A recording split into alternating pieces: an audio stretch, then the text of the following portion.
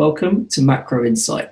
This is my weekly call where I take you through my thoughts on all of the different asset classes out there, which trades I'm looking at, what the main market drivers are and narratives, and how I'm risk managing my positions.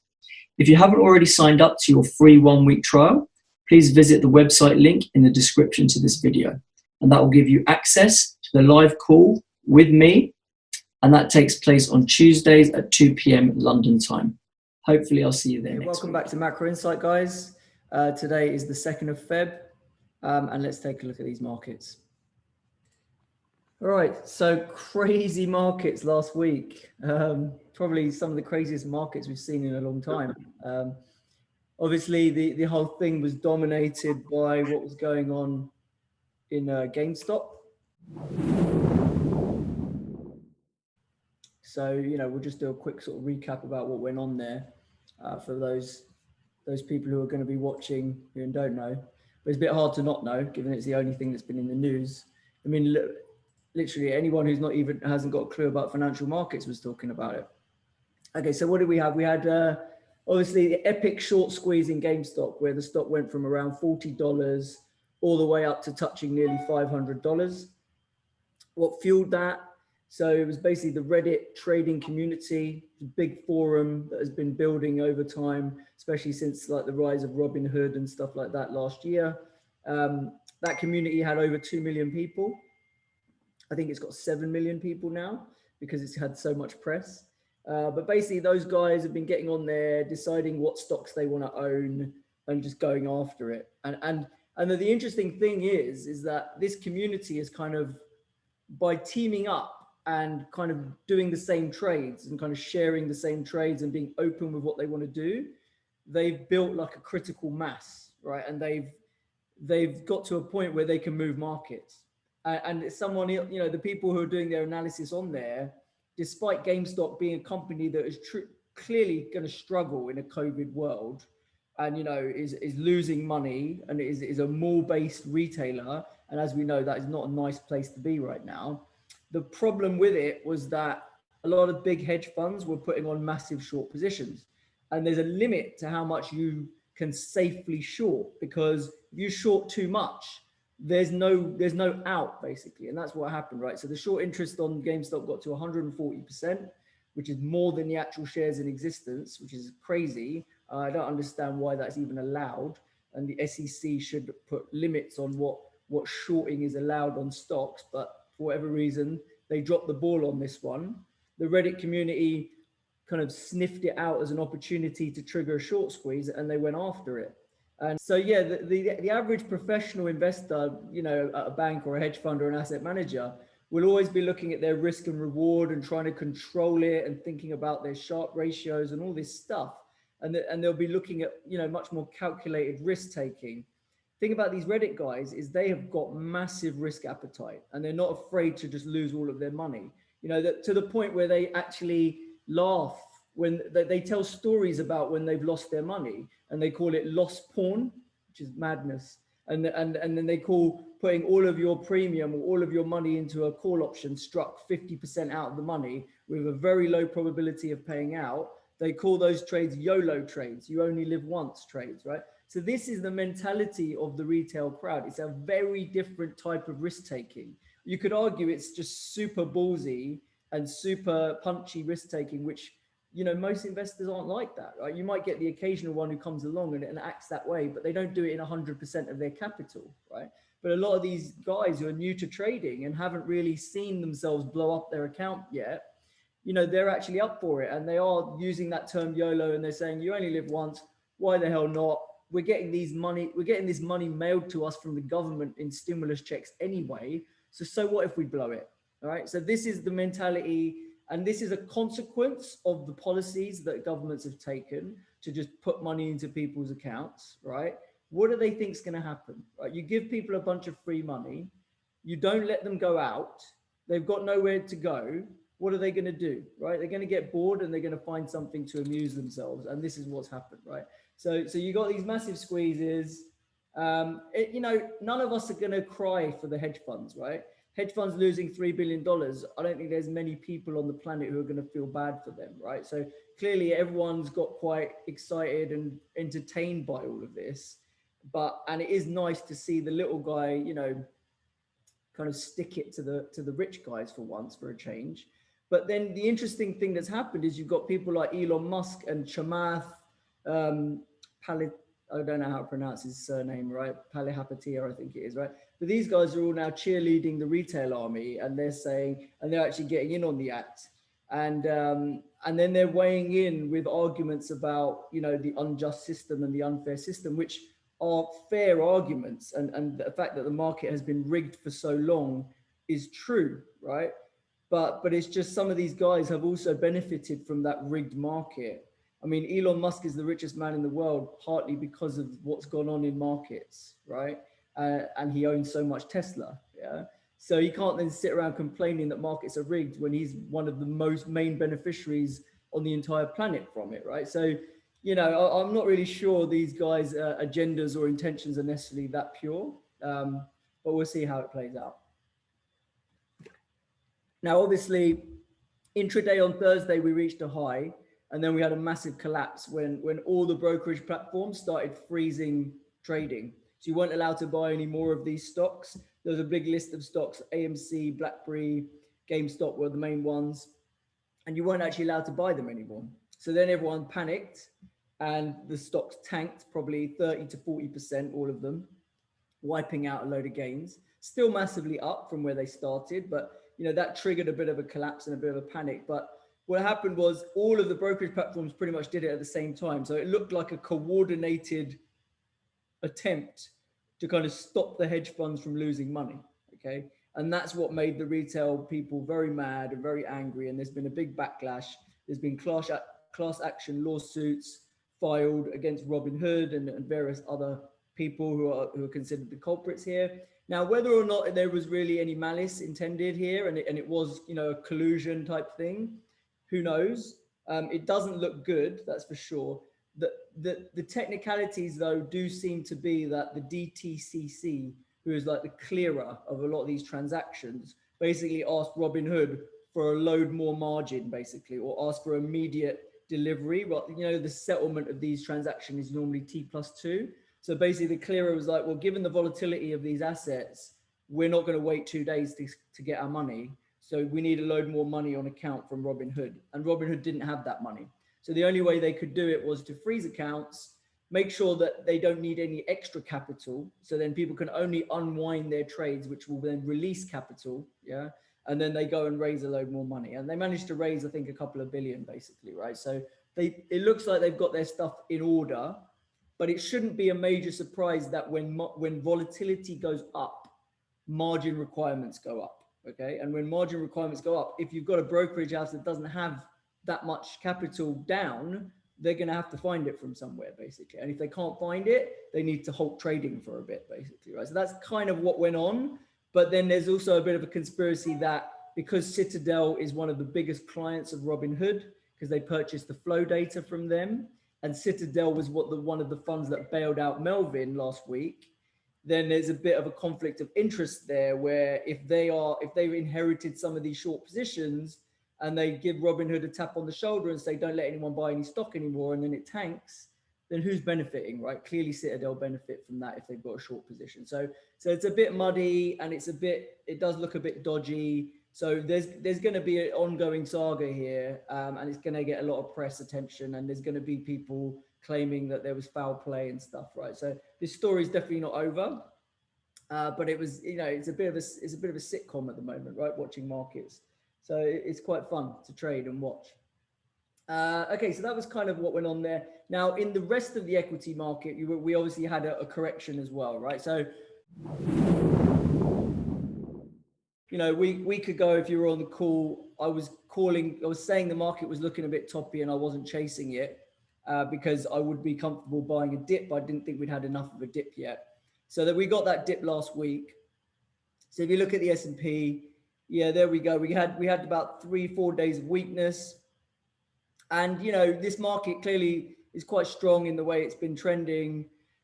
And we've done enough, I would say, right? We not only got back to the average, we got back to the lower Bollinger Bands. So that's a good signal that we've had a decent correction. We also lined up with some levels that I had in mind. If I switch over to my technicals over here. There we go. Yeah, so I'd marked out a few support levels before last week of where I thought a correction could kind of meet its exhaustion. So we had around 3680, 3650, and 3600 as marked out levels. We briefly touched below that 3680 on Sunday night.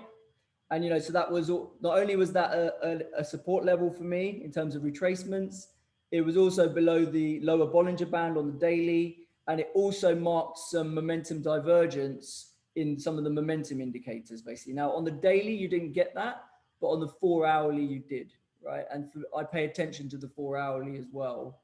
And you got a clear divergence there. If you see,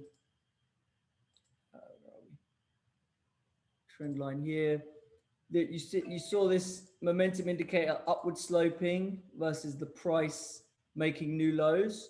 When you see that at the same time as hitting a retracement level, and you see that divergence on a 4 hour or a 2 hour or a 1 hour or a daily, if you see it on multiple time horizons, then that gives you even more conviction that something might be happening here. So there were a lot of stars aligning for me that there was a potential bounce coming, right?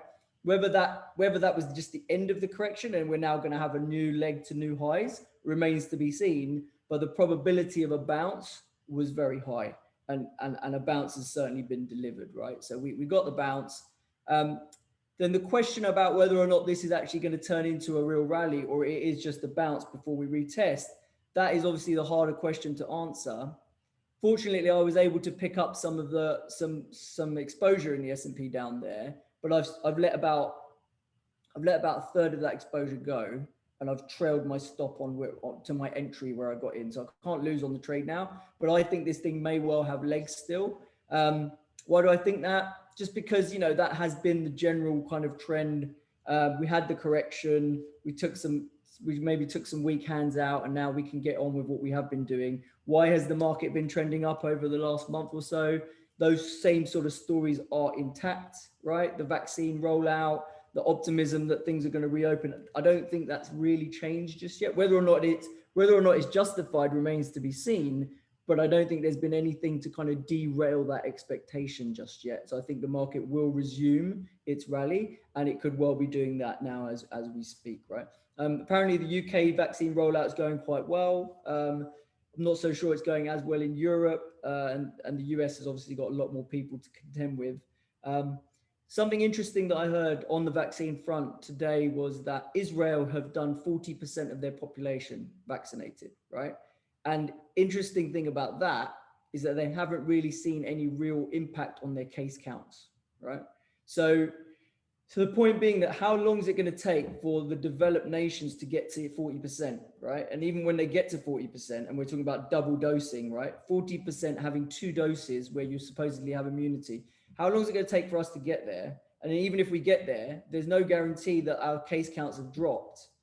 This reopening that we're all praying is going to happen in the summer might get pushed out quite a bit later. Yeah. So there is a risk there. I think the market is giving the benefit of the doubt right now. Yeah. But there will be some point in coming months where the market is going to run out of patience. And if we don't see that a real reopening is going to happen, then markets might need to reprice that basically, right? So, but for now, I think the trend is intact, and I think it's very, very likely that we're going to see 4,000 type levels on the S&P in the coming month or two, basically. That's kind of my base case for where I think the S&P probably goes. Yeah. The next thing to think about is the dollar. So dollar strength, kind of carrying on. You know, we had mentioned again last week the dollar strength was there. It's eking out a bit more gains, the dollar. Yeah, so here you'd formed that base, you had kind of retraced it a bit, but it managed to hold on to this trend line, and it's kind of continued higher, right? So my target on the dollar was around 92, and you know, I mean 91 was the first area that it started capping out, and now we're attacking 91 again. If we manage to break this 91 level, then 92 is kind of your next real sort of area of resistance. Yeah. So that's the DXY. Now, what's interesting is normally the DXY rallying is not so good for risk assets. So equities wouldn't be rallying so hard, but because equities had a flush out last week, the rally in the dollar isn't really affecting equities' ability to rally, basically, right? So it seems to be that equities decoupled a bit from that dollar correlation that it did have. And even if the dollar rallies another %, I don't think equities necessarily needs to like crap itself, right? I think it'll kind of do what it wants to do. Yeah. So then the flip side of the DXY is kind of the euro, where I've marked out a few potential targets on the euro. So this was a bit of a level which kind of held this 120.5 level last time, about a week ago, whatever, 18th of Jan, a couple of weeks ago. That bounced from there, fizzled out, and now we look to be taking out that level. Okay, so there's definitely a risk as DXY goes 92. You'd expect euro to maybe hit about 119 as a target, and if that breaks, then you've got some next support, big support at 1760. So I'm not necessarily calling for 1760. I think that'll be quite a dramatic move, and that will require DXY to go through 92, which will probably not be a great thing for the whole risk asset spectrum. Yeah. But I think 92 on DXY and 119 on euro are very realistic targets to happen if this dollar rally can kind of break out here, right? So that's what I'll be watching on those two. The pound is a slightly different picture, right? Where, I mentioned the pound was kind of forming this wedge pattern, where it was getting tighter and tighter in this range. It's ascending sort of triangle type thing. I mean, it's threatening to break that wedge as we speak, right? And generally, these type of wedge patterns, when they break to the downside, they can create quite painful moves, right? So, where are we? 136.5. If this wedge breaks to the downside, then it can easily target, something like 134, 134.5, right? So something to watch there, because that move might well be in progress as we speak. And generally the UK situation, right? Like, I just feel like the UK is, the pound is not pricing in. We've got this Brexit deal that the market was fixated on, okay?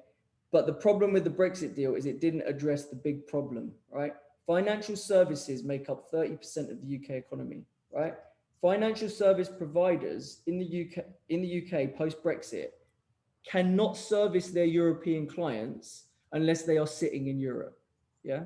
And that's not a two-way situation, right? Europe can still service their UK clients, but the UK guys can't service their European clients. How is that good for the UK economy? Yeah. That is a disaster. Yeah. And that's for a large sector of the economy that really the UK relies on. Yeah. So I don't think the market has priced that in properly. And I think those repercussions are going to be felt over the next 6 months as people realize. I mean, I talk to people who are still in the finance industry, my ex-colleagues, friends or whatever, and they're just scratching their heads going, I can't believe that they've agreed or not agreed this, basically, where I have to move my staff to Paris or Germany or whatever it is to service my European clients. Otherwise, I can't talk to them. I can't even talk to them on the phone. It's madness, yeah. But that's the reality. So I think that's gonna start to weigh on the UK economy over time. Yeah.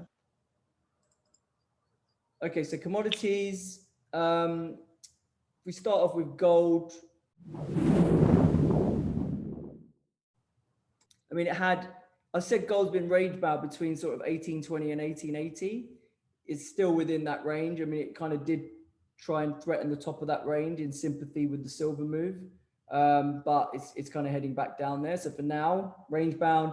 I still favor the downside move in gold because, like I say, I think the yields are going to continue grinding up, and I think that's going to take gold down as the market prices in some sort of recovery over the next couple of months, which I then don't think necessarily materializes, but that's just kind of the path that I think it's going to take for now. Silver obviously was a massive rally last week as the Reddit community kind of turned its attention towards the big shorts that they believe there are in silver, right? So the idea is that there's a physical amount of silver out there, and you got the big banks like JP and Goldman's that have got massive paper short positions against that physical silver, right? So there's not enough physical silver around for all of the shorts that exist, okay? All of the claims on the silver that exist, basically. So then the Reddit armies basically said, okay, let's move on to silver and let's basically stick it to the banks. That change in sentiment triggered a massive rally in silver, okay? So whether it was actually the Reddit army buying it in any size that was meaningful enough to move it, that didn't matter. What mattered was any institution who's got any short position in silver is just going to say, okay, it's not worth running that short right now. Let's just cover it and see what happens, okay? So there's just the change in sentiment and people just saying, okay, we better not get in the face of this because we don't know how much they can move it. I think that change in sentiment is what drove the silver up to where it got to, right? And it got to $30 from 25 in a matter of days, which is pretty impressive, okay? Then you had the margins kind of come in. So I think you had $1 billion worth of inflows into the silver ETF, okay, which is the largest on record. Physical silver was just not available to be bought. Like you couldn't buy it off any of the usual people that sell it to you. It's just not available. So that was the indication of, you know, a bit of a shortage there, and some. So the retail army definitely did buy a chunk. Yeah, it's just a question of how much do they need to buy to really get it going, right? And can they really get it to like where they're planning to get it?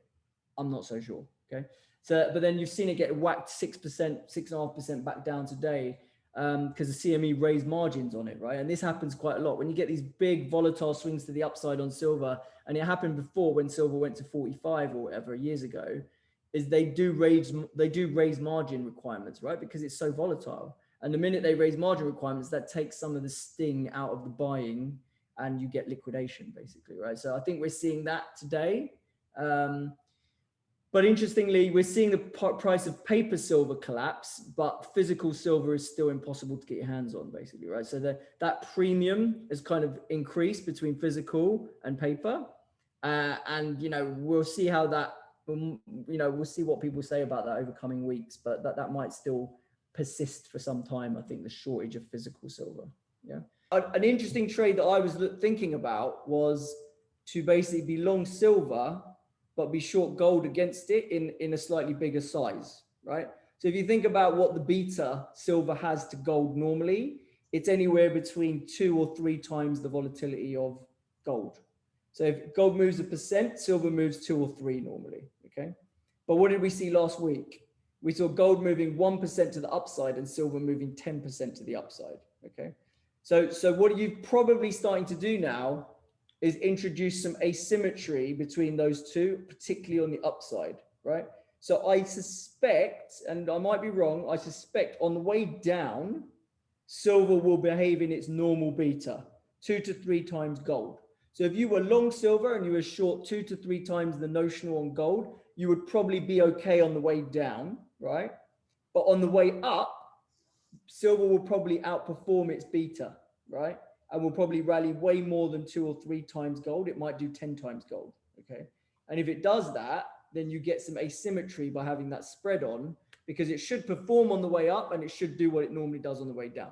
That's what I suspect is a potential opportunity. And that's not a trade that I would do in options. That's a trade I would do in straight futures or CFDs or whatever, because the options market reflects that silver is way more volatile, right? So silver options are trading at 70, 80 vol. Gold options are trading at like 15, 20, nothing, right? So that's quite a massive vol premium, which I wouldn't want to pay up for, basically, right? So I think that's one potential way to play silver. Another way to play silver, if you believe in the rally, is to buy call spreads. That's something I did on Friday. So I was feeling like a hero yesterday, not as heroic today. But I bought some March call spreads and I bought some February call flies in silver to take advantage of the very expensive upside vol and still get a nice looking payoff if silver does rally, right? So I was getting, you know, 5 or 6 to 1 on my March call spreads. I was getting nearly 10 to 1 on my flies as a way of playing a rally in silver over the coming weeks and months, or up to March, so like 6 weeks or so. And if we get that rally, and it's a kind of sensible rally that maybe takes silver towards somewhere between 30 and 35, then there's some money to be made on those structures, basically. So that's how I've played silver. Thanks so much for watching, guys. If you enjoyed this video, then we'd love to have you join our Macro Insight community. Just visit www.options-insight.com and sign up for your free trial to our live and interactive weekly macro call. If you haven't already done so, please subscribe to our YouTube channel. You'll find more market updates, class highlights from our summer academy, and also video tutorials on anything from options basics to market making fundamentals. You can also connect with me directly. I'm on LinkedIn, Twitter, Facebook, Instagram. You can follow me on any of those platforms. Or alternatively, feel free to send an email to inquiries@options-insight.com. Thanks a lot.